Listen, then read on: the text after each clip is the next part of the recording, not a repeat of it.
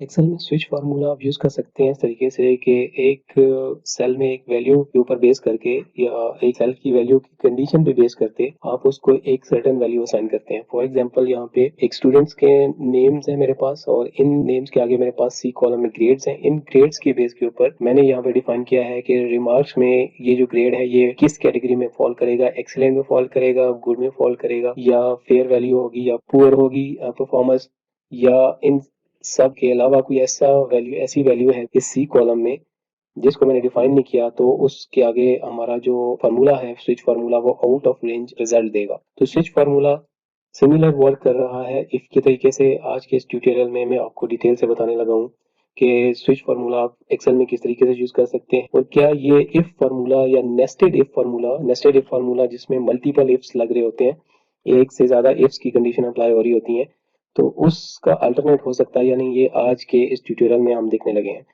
अस्सलाम वालेकुम, मेरा नाम है शाकिर महबूब और आप देख रहे हैं मेरा channel taxation manager easy guide, जिसमें मैं एक्सेल और टैक्स से रिलेटेड डिफरेंट ट्यूटोरियल्स जो है अपलोड करता रहता हूँ। आज के ट्यूटोरियल में मैं आपको एक नया फार्मूला सिखाने लगा हूँ। ये है फार्मूला स्विच फार्मूला और ये फार्मूला सिमिलर वर्क करता है इफ की तरीके से, और इफ से भी आगे अगर आप नेस्टेड इफ की बात करें तो ये फार्मूला उसका उसी तरीके से परफॉर्म कर सकता है और नेस्टेड इफ से काफी इजी और सिंपल है। तो सबसे पहले हम पहली एग्जांपल देखते हैं और मैं आपको बताता हूँ कि नेस्टेड इफ किस तरीके से यूज कर सकते हैं आप। तो सबसे पहले हम स्टार्ट करते हैं कि स्विच फार्मूला आप कैसे यूज करेंगे। तो स्विच फार्मूला यहाँ से स्टार्ट करेंगे, इज इक्वल प्रेस किया और स्विच लिखा।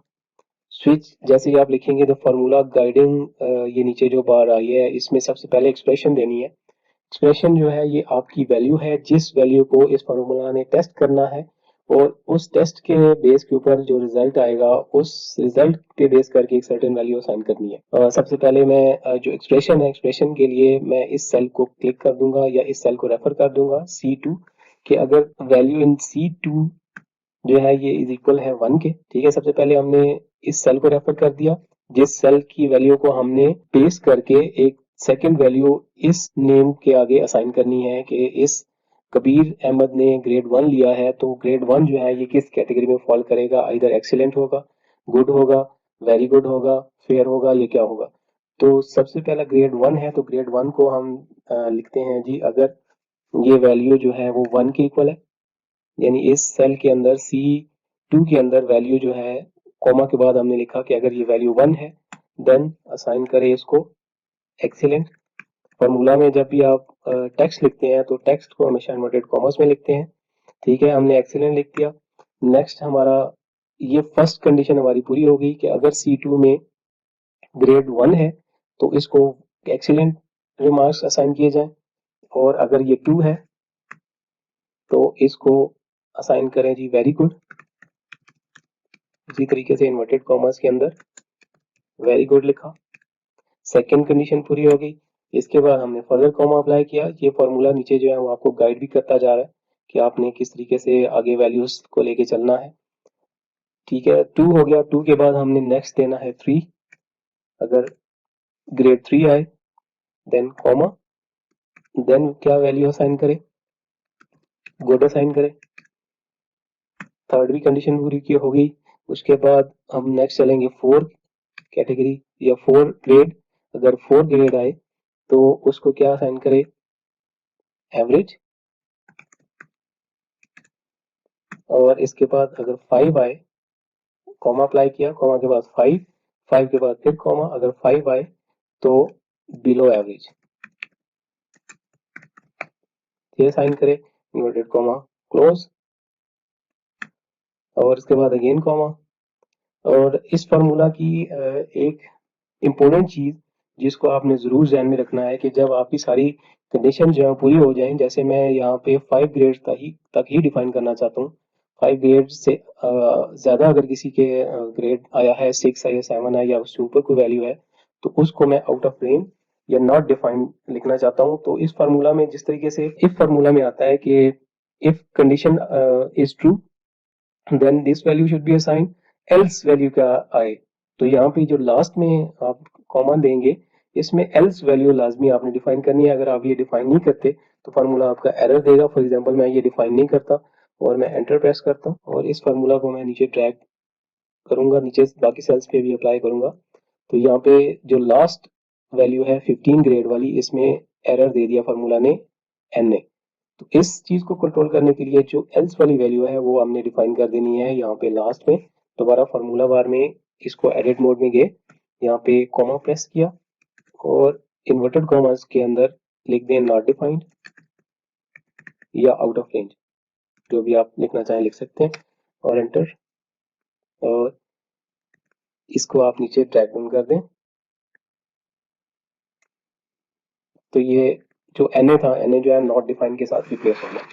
तो ये है जी स्विच का फार्मूला, इस तरीके से काम करता है। सबसे पहले हमने देनी होती है एक्सप्रेशन। एक्सप्रेशन आपकी वो वैल्यू है जिस वैल्यू को फार्मूला में टेस्ट करना है, फार्मूला ने चेक करना है, और उस वैल्यू पे बेस करके आपने इसी फार्मूला ने आगे उसको सेकंड वैल्यू असाइन करनी है।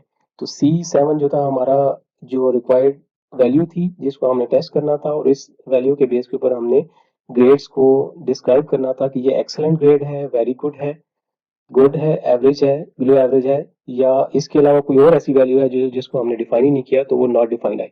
तो ये फॉर्मूला एग्जैक्टली यहाँ पे देखें तो उसी तरीके से काम कर रहा है जैसे नेस्टेड इफ फार्मूला काम करेगा। जैसे अगर इसको हम इफ के फार्मूला के साथ अगर यही काम करना चाहें तो उसको कैसे करेंगे, हम यहाँ से फार्मूला स्टार्ट करेंगे। If logic value 1, logic test जो है वो हमने C2 इज इक्वल टू 1, अगर ये C2 1 के इक्वल है देन इसको एक्सीलेंट लिखे। यहाँ पे जब हमने कॉमा प्रेस किया तो जी फार्मूला का लास्ट आ गया, एंड हो गया कि वैल्यू इफ फॉल्स, अगर ट्रू है तो एक्सीलेंट लिखे, फॉल्स हो तो क्या लिखे। इसमें हम मैक्सिमम 2 कंडीशन दे सकते हैं, एक ट्रू की और दूसरी फॉल्स की।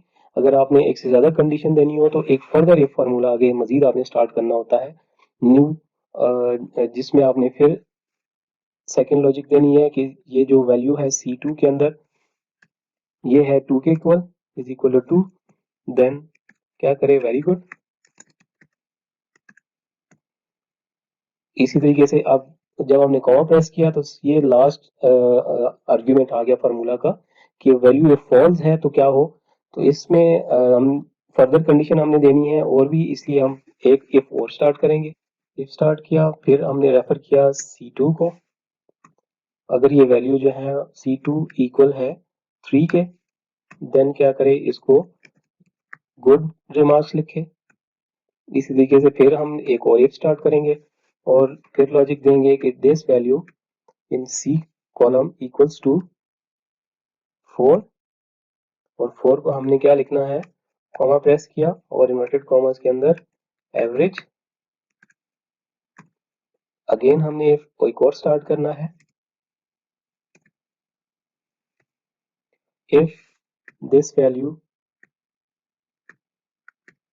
इन C2 equals to 5, comma, then क्या असाइन करे, बिलो एवरेज।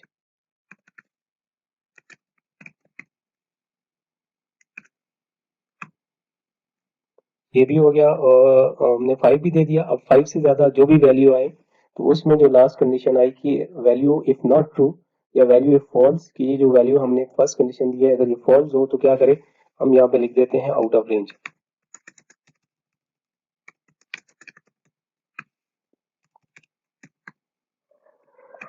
कॉमर्स और एंटर, यस कर दिया, और इसी फार्मूला को आप नीचे ट्रैक कर दें। तो ये वही रिजल्ट हमने ऑब्टेन कर लिए नेस्टेड इफ के थ्रू, जिसमें हमने मल्टीपल इफ्स लगाए और हमने सिमिलर काम किया जो हम यहाँ पे स्विच के थ्रू कर रहे थे। तो स्विच फार्मूला ऑलमोस्ट इसी तरीके से काम करता है जिस तरीके से नेस्टेड इफ फार्मूला काम करता है। अभी और एग्जांपल हम देखते हैं इसी फार्मूला पे। फॉर एग्जांपल यहाँ पे मेरे पास कुछ गाड़ियों के नेम्स हैं, गाड़ियों के डिफरेंट वेरिएंट्स हैं, जिनमें मैंने एक और जगह पे मैंने प्राइस लिखी हुई है कि इनकी ये प्राइस है, वेरिएंट नेम ये है और इसकी प्राइस ये है। अब इस वेरिएंट को, इसको मैं थोड़ा सा जूम कर लेता हूँ ताकि विजिबिलिटी थोड़ी बेहतर हो जाए। इसमें हम यही स्विच फार्मूला यूज करते हैं और हम देखते हैं कि हमें ये क्या रिजल्ट देता है। स्विच स्टार्ट किया, एक्सप्रेशन में वो वैल्यू जिसको आपने टेस्ट करना है, this value equals to this, then result क्या दे, ये दे, कॉमा अगर ये वैल्यू इसके बराबर है, अगेन कॉमा, तो रिजल्ट क्या दे, ये रिजल्ट दे। अगर यही वैल्यू जो सेल A2 के अंदर है ये इक्वल है इसके, तो देन क्या रिजल्ट दे, ये रिजल्ट दे। एल्स क्या करे, यहाँ पे हम देख देंगे नॉट डिफाइंड और इनवर्टेड कॉमा क्लोज और एंटर। तो यहाँ पे आप देख सकते हैं कि हमने स्विच फार्मूला के थ्रू इस वेरिएंट की वैल्यू यहाँ से करेक्टली पिक कर ली। अगर इसी फार्मूला को नीचे ड्रैग करना है आपने, तो जो हमने ये नेक्स्ट क्राइटेरिया दिए हुए हैं इनको आपने फिक्स करना होगा, ताकि ये रेंजेस जो है मूव ना हो जब आप इस फार्मूला को नीचे ड्रैग करेंगे। तो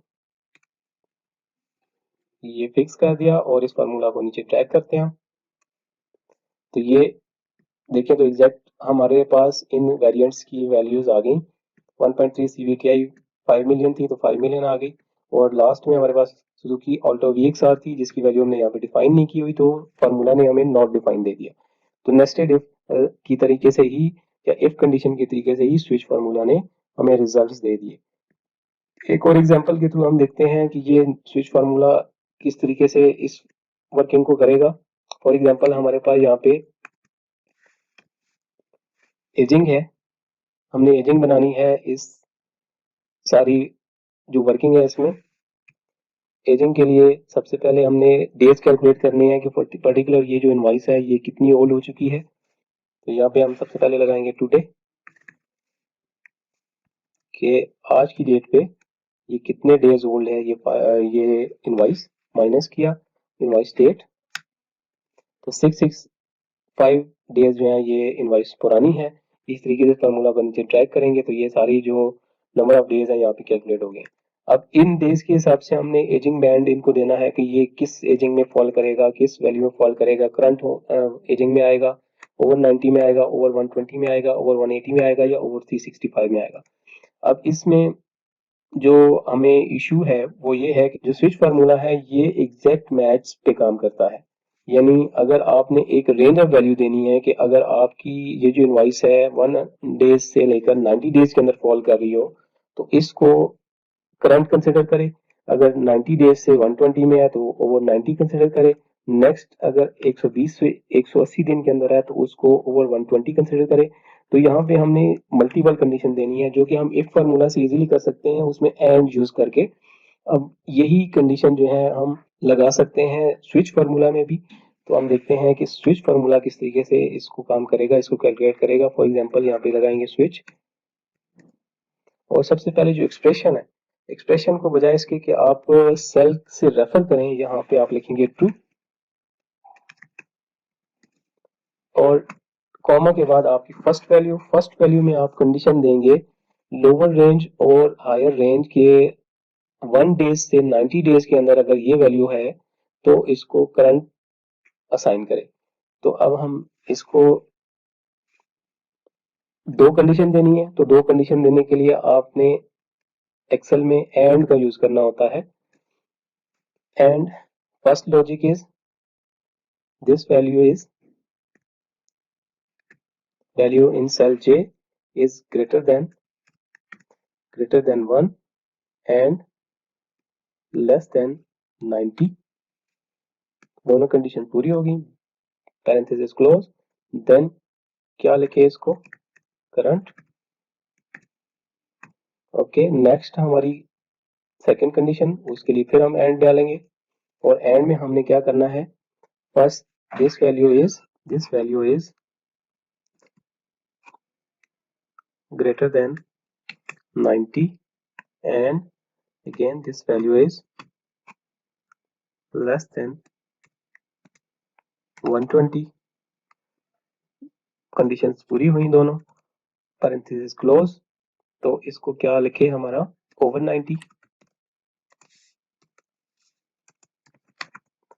90 डेज। नेक्स्ट कंडीशन, फिर एंड स्टार्ट किया, और दिस वैल्यू इज, अब हमारी जो नेक्स्ट बैंड है 120 से 180 दिन है, तो this value is greater then 120 and this value is less than 180। दोनों कंडीशन पूरी हुई, कॉमा और इन्वर्टेड कॉमास के अंदर ओवर 120 डेज।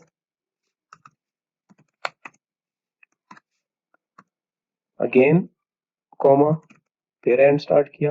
अब नेक्स्ट है हमारा 180 का, तो हमारा हो गया 180 से 365 है, तो फिर हमने लेना है ये value is greater then 180 and this value is less than 365 parenthesis close comma again inverted comma।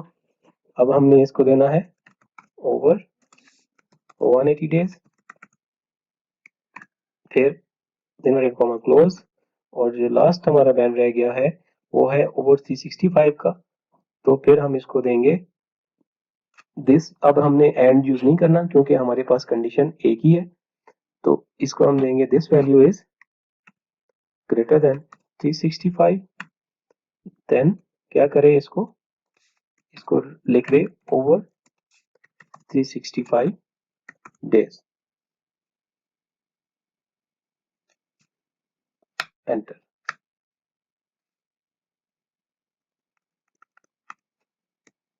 यहाँ पे हमने इन्वर्टेड कॉमा क्लोज नहीं किया और पैरेंथेसिस क्लोज, एंटर। ये एक और एरर हुआ, यहाँ पे हमने जो सेल को रेफर करना था इस वैल्यू को वो नहीं किया, सिर्फ ओवर 90 हमने लिखा हुआ है, ग्रेटर देन लेस देन 90 लिखा हुआ है, तो यहाँ पे इस सेल को हमने रेफर कर दिया और एंटर। तो ये हमारा रिजल्ट आ गया वो 365, 665 दिन है, तो एग्जैक्ट हमारा यही बनता है। अब इस फार्मूला को नीचे ट्रैक कर दें, जितनी भी हमारी रिजल्ट्स आए हैं इसको हम चेक कर लेते हैं। जैसे 266 दिन है, तो 266 दिन फॉल करते हैं 180 और 365 के दरमियान, तो इसलिए इसको 180 डेज का बैंड असाइन हो गया। इसी तरीके से ये जो है वो बिलो 90 डेज है, तो इसको करंट बैंड असाइन हो गया। और इसी तरीके से ये 116 दिन है, 90 से 120 के दरमियान फॉल करता है, तो इसको 90 डेज हो गया। तो यानी एग्जैक्ट हमारे जो रिजल्ट थे स्विच फार्मूला की मदद से हमने वही अटेन कर लिए। और इस फार्मूला को हमने थोड़ा सा अपनी मर्जी से अमेंड किया कि हमने फर्स्ट जो सेल को रेफर करना होता है या जिस वैल्यू को हमने टेस्ट करना होता है वो रेफर करने के बजाय हमने यहाँ पे ट्रू को यूज किया। और ये फार्मूला बार में आप देख सकते हैं, ये फर्स्ट हमने ट्रू यूज किया और आगे हमने एंड का यूज करते हुए एक से ज्यादा कंडीशन अप्लाई की और स्विच फार्मूला की मदद से हमने ये अपनी एजिंग बना ली। तो स्विच फार्मूला में एक से ज्यादा कंडीशन अगर लगानी हो तो उसको इस तरीके से अमेंड किया जा सकता है। यही यही काम जो है वो नेस्टेड इफ के थ्रू भी किया जा सकता था। अच्छा, इन दोनों फार्मूला को छोड़ के अगर हम इस एक और फार्मूला देखना चाहें, जैसे हम यहाँ पे एक और एजिंग बनाते हैं। अब इस फार्मूला को अगर आप देखें तो ये वी लुकअप के तरीके से ही काम कर रहा है कि आपकी 665 दिन को इसने देखा, सर्च किया और उसको एक वैल्यू असाइन कर दी। वी लुकअप भी इसी तरीके से काम करता है कि आपकी कंडीशन पे बेस करते हुए आपकी इस वैल्यू पे बेस करते हुए एक और वैल्यू असाइन कर देता है। जैसे फॉर एग्जांपल हम यहाँ पे वी लुकअप यूज करना चाहें कि वी लुकअप दिस वैल्यू, ये हमने एक उससे पहले हमने ये काम किया कि हमने हमारी जो एजिंग है करंट ओवर 90 और ये हमने यहाँ पे इस इन सेल्स में लिख ली और इनकी जो लोअर वैल्यू है, जो लोअर स्टार्टिंग वैल्यूज हैं, जैसे 1 से 90 डेज है तो हमने 1 लिख दिया। इसी तरीके से 90 से 120 है तो हमने यहाँ 90 लिखा। इसी तरीके से 120 से 180 डेज है तो 120 लोवेस्ट है तो हमने 120 लिखा हुआ। तो ये हमने सारी एजिंग बैंड्स के आगे जो लोवेस्ट वैल्यू है वो यहाँ पे लिखी। अब अगर इसमें हम वी लुकअप फॉर्मूला यूज करें, is equal to we lookup, देखते हैं कि वी लुकअप हमें क्या रिजल्ट देता है।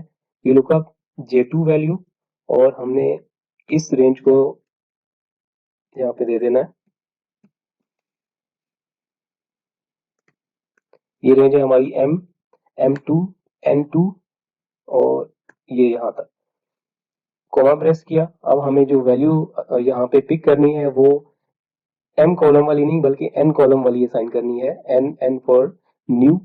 तो ये हमने असाइन करनी है। तो ये हमारा कॉलम बनता है, ये कॉलम 1 है, ये कॉलम 2 है। तो हमने कॉलम इंडेक्स देना होता है, कॉलम इंडेक्स हमारा 2 और एंड पे आप यहाँ पे अगर 2 लिख देते हैं और इसको एंटर करें तो ये VLOOKUP में स्विच के कंपैरेटिवली बहुत आसानी से और बहुत जल्दी से हमने वही रिजल्ट अटेन कर लिया। अब इस फार्मूला को आप नीचे अगर ड्रैग करते हैं तो ड्रैग करने का रूल ये है कि आपने जो अरे दी होती है, जो रेंज दी होती है, जिस रेंज से आप वैल्यूज लुकअप कर रहे हैं उनको आप जरूर फिक्स करें, नहीं तो ये जो रेंज है ये चेंज हो जाएगी और आपका जो फार्मूला का रिजल्ट है वो गलत आएगा। इसको हमने फिक्स किया और इसको नीचे तक ड्रैग कर दें तो ये VLOOKUP फार्मूला से भी हमने वही रिजल्ट बहुत जल्दी और बहुत आसानी से अचीव कर लिया। अब अगर इसको हम मैच करना चाहें कि एजिंग जो हमने स्विच फार्मूला से निकाली है वो और जो VLOOKUP फार्मूला से निकाली है वो दोनों आपस में बराबर है कि नहीं। अब यहाँ पे थोड़ा सा डिफरेंस होगा कि हमने ओवर 365 यहाँ लिखा हुआ है, तो इसको हम एग्जैक्ट वही लिख देते हैं जो हमने अपने स्विच फार्मूला में यहाँ पे डिस्क्रिप्शन लिखी थी, ओवर 365 डेज जैसे, ताकि हमारी ये जो डिस्क्रिप्शन है सिमिलर हो जाए। और इस फार्मूला को अगर आप नीचे तक ड्रैग डाउन कर दें तो ये देखें तो एग्जैक्ट वही रिजल्ट्स हमें मिले हैं जो हमने VLOOKUP से निकाले हैं और स्विच फार्मूला से निकाले हैं, क्योंकि ये सारी वैल्यूज जो है वो एग्जैक्टली सेम है, क्योंकि सारे ट्रू आ रहे हैं। ठीक है, दोनों वैल्यूज को चेक करने के लिए कि दोनों सेल में जो वैल्यू है बराबर है, तो उसके लिए इज इक्वल का फार्मूला यूज करते होते हैं कि इज इक्वल टू के first cell is equal to second cell L2। दोनों को हमने यहाँ पे रेंज दे दी, दोनों को यहाँ पे डिफाइन किया और जैसे ही फार्मूला हमने ड्रैग डाउन किया तो ये सारे जो रिजल्ट्स हैं ये ट्रू आए हैं। दैट मीन्स के दोनों के कॉलम और एल कॉलम में जो भी एजिंग निकली है वो दोनों सेम है। तो लुकअप फार्मूला ने बहुत जल्दी और बहुत क्विकली काम करके बहुत आसानी से हमने अपनी एजिंग बना ली as compared to switch formula. तो स्विच फार्मूला देखा जाए तो थोड़ा सा लेंथी है compared to V lookup formula. तो ये था जी आज का ट्यूटोरियल। आई होप आप लोगों को समझ आ गई होगी, लेकिन फिर भी अगर किसी को कोई चीज फर्दर समझ ना आई हो तो आप मेरे से कमेंट सेक्शन में पूछ सकते हैं। वीडियो कैसी लगी कमेंट सेक्शन में जरूर लिखा करें। अपना बहुत सारा ख्याल रखिएगा। अल्लाह हाफिज।